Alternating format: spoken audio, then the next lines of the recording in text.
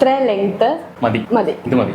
നല്ല വോളിയം തോന്നണം. പിന്നെ തീരെ ഈ ബാങ്ക്സ് വരുമ്പോൾ ഒത്തിരി ചെറുതാവരുത്. ഇങ്ങനെ കെട്ടുമ്പം നമുക്ക് ഇങ്ങനെ ഫ്രണ്ടിലോട്ട് ഒരുപാട് കിടക്കണ്ട. കെട്ടുമ്പോഴത്തേക്കും അത് ഉള്ളിൽ പോകണം, കെട്ടിനുള്ളിൽ പോകണം.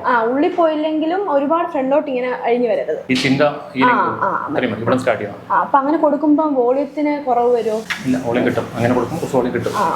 അങ്ങനെ ചെയ്യാം.